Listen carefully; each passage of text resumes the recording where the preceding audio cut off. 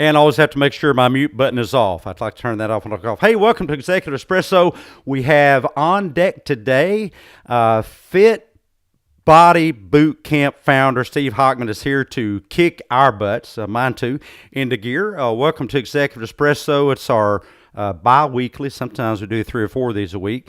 Caffeinated conversation at the intersection of business, entrepreneurship, and some world-class talent, some world-class wisdom that our guests have to bring. Steve is a co-founder of the world's largest boot camp franchise, Fit Body Boot Camp. He has completely and permanently changed the personal training and boot camp industry, and we look forward to hearing about that. He's the number one, get this, the number one shred coach without counting calories or starving, and he does that in just 3 rules, and he talks about the number one bulletproof mindset method. And so let's get him on the stage. And hey, Steve, hey, how's it going? Thank you for being here today. Hey, thanks, Dr. Heath. I appreciate you having me on. Well, what'd I leave out?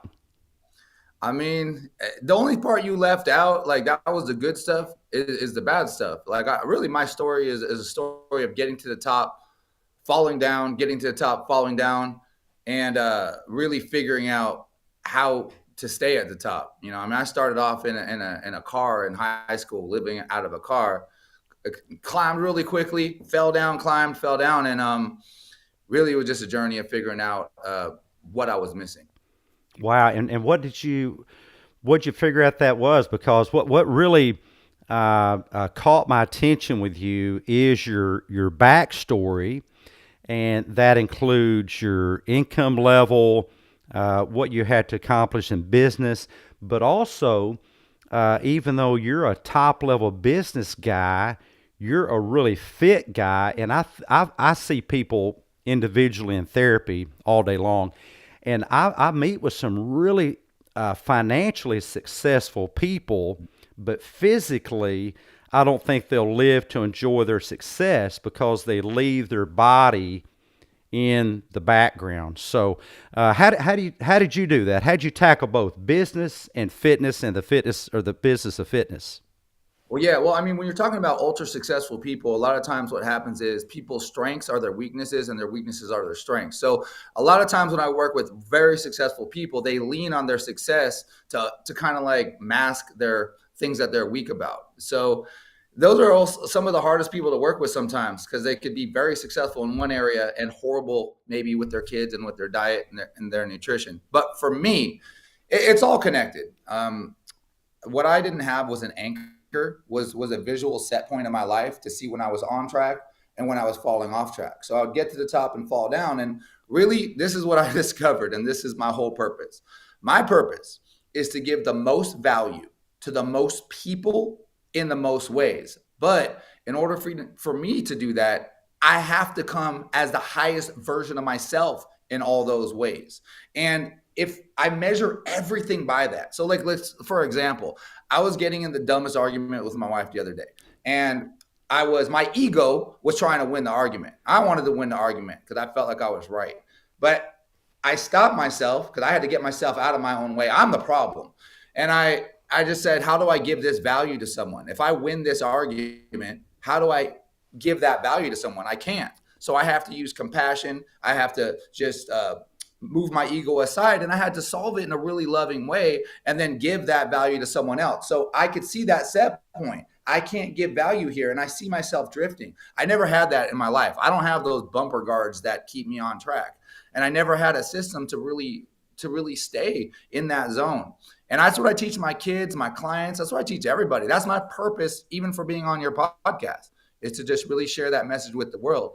And what if we all just made our life about giving the most value, and by doing that, having to come as the best version of ourselves, health-wise, as a parent, financially, everything we do as the best so we could gift it to somebody else.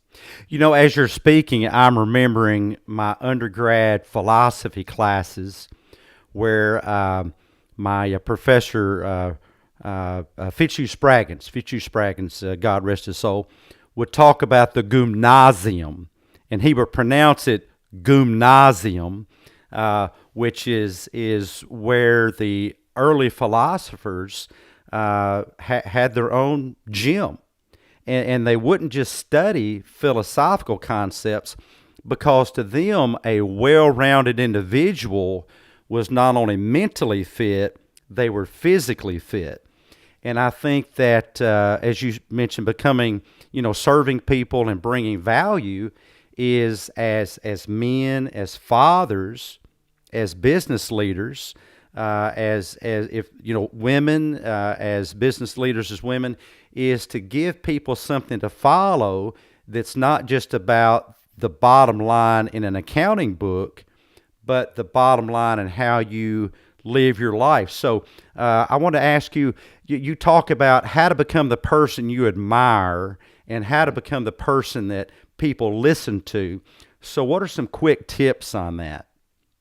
Well, I mean, one of the things that I do and that I teach people to do is like the easiest way is for parents and nutrition. So they separate nutrition with parenting. And if you ask them what's the most important thing in the world to you, they say my kids.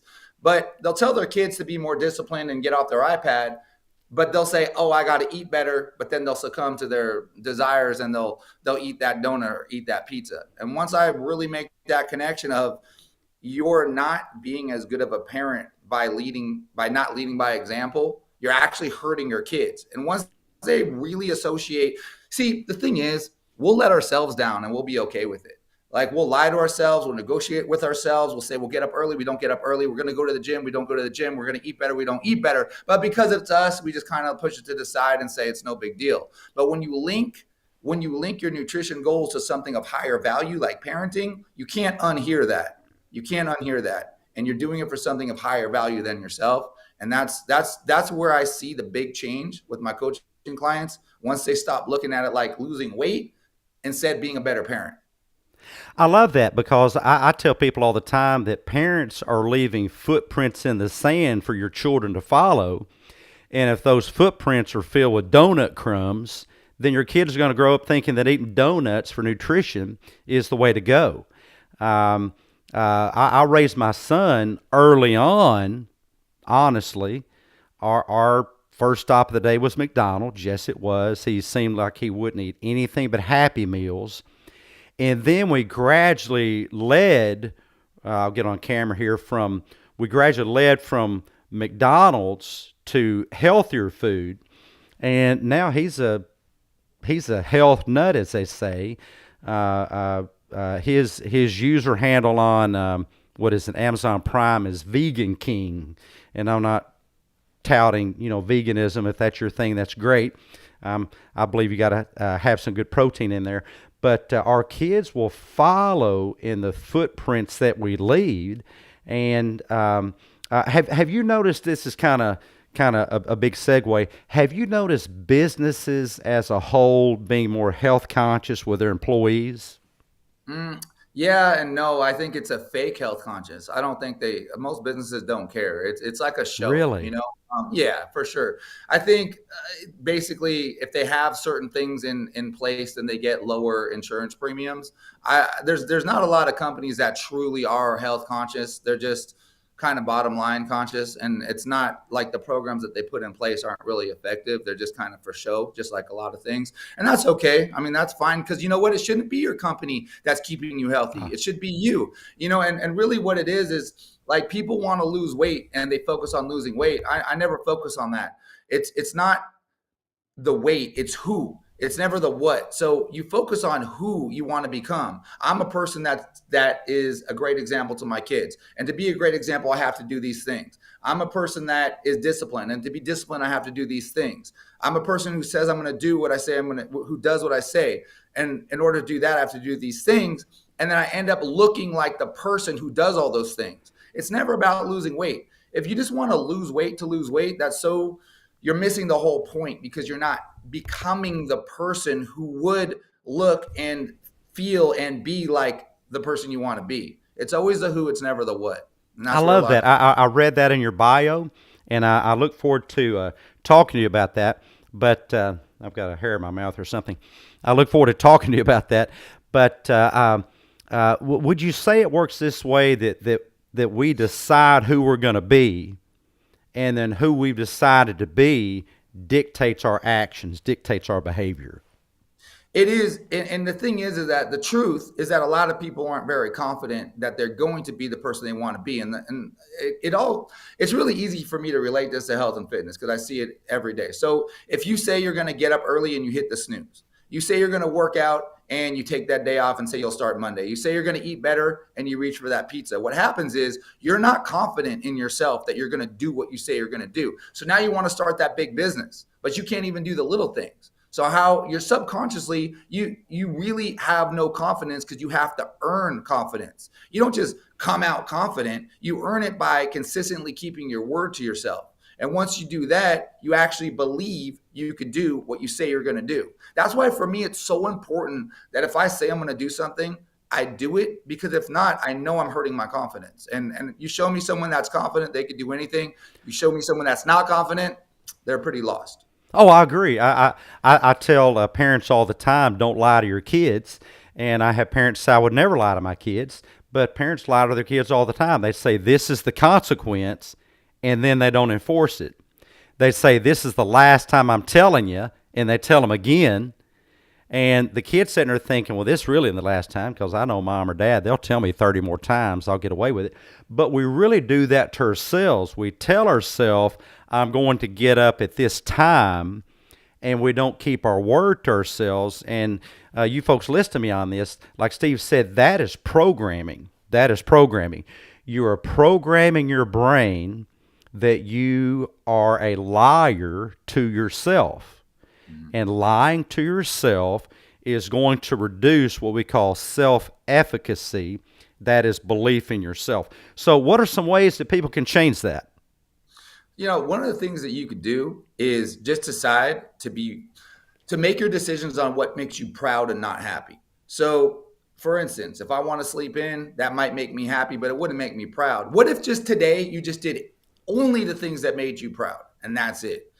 Proud is such a higher frequency than happy anyways. Happy is like right here, and it's good, but proud is up here. And if you did that for one day, for 1 week, for 1 month, for 1 year, only the things that made you proud, your trajectory of life would be way different than if you just focus on being happy. And the thing is, proud is a higher feeling and frequency than happy anyway. So you might as well just focus on being proud. If you just did that one thing, your whole life would change.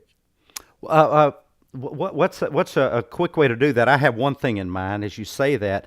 I've had people write their eulogy. What are the five things or the three things you want people to say at your funeral? Dr. Heath did this. Dr. Heath did this. Dr. Heath did this.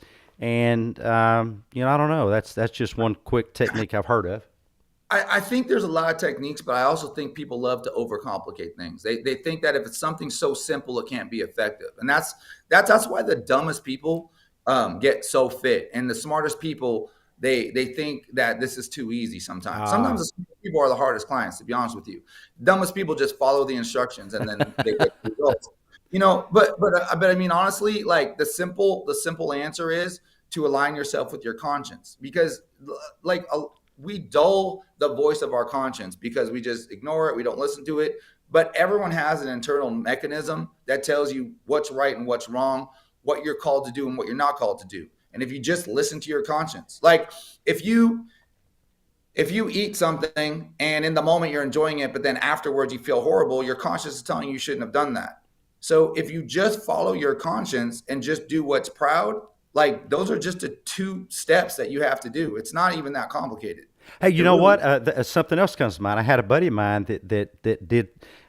He would keep a journal of such things, and perhaps you could write down your mindset after you ate the whole bundt cake or whatever, and then the next time you go to eat a bundt cake, you read to yourself what your mindset was, so that you're reminding yourself what you thought afterwards, what you thought about yourself. So yeah, but you know, don't overcomplicate it.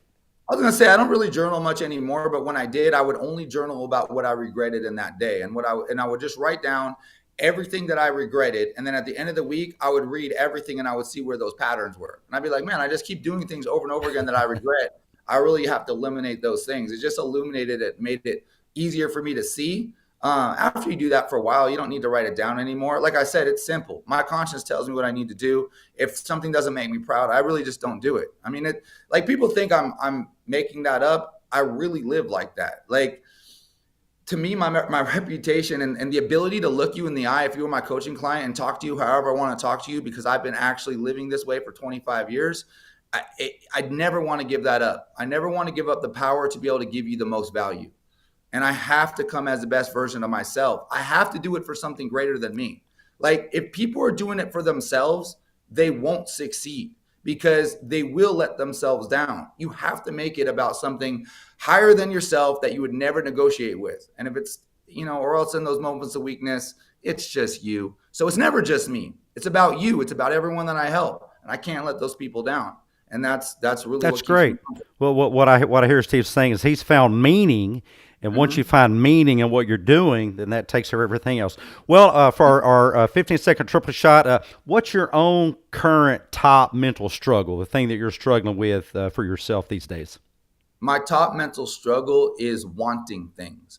When you work really hard, you want to see the results of your work. And the problem is that want is a very negative feeling. It's a feeling of lack. It's actually an ungrateful feeling. And because when you want something, you're not grateful for what you have. And the problem is that if the universe was a parent watching us, if your kid had a bunch of toys that all worked and said, I won't be happy till I get more toys, you would never buy those new toys for your kid. Well, I think the universe is the same way. When they see us being ungrateful, when it sees us being ungrateful, it withholds the things that we want. And, being happy is just chaining a bunch of moments that you're grateful for. You're just That's awesome. grateful for as much as possible, and you actually get what you want faster. And then when you get it, it's cool because it's like a bonus, but you didn't even need it because you were already happy because you were already grateful. So you That's get right. it faster, you enjoy it, but you didn't even need it. It's just crazy like that. That's my And biggest struggle. that's all. And your go-to mindset hack. Yeah, I mean, it's just kind of the stuff I said before. It's just like, just deciding to be proud, just really measuring everything was if I'm going to be proud of this or not. You know, Happy isn't the direction that I go in. I don't really care if I'm happy or not. I just care if I'm proud or not. And I ask myself that question 100 times a day. I got to do this or this. Which one would make me proud? That one. Okay, I'll go that direction. That's the quickest hack. And I think that may wrap into my last question here, which is just share some quick wisdom on dealing with those that don't serve your purpose, haters, downers, negative people.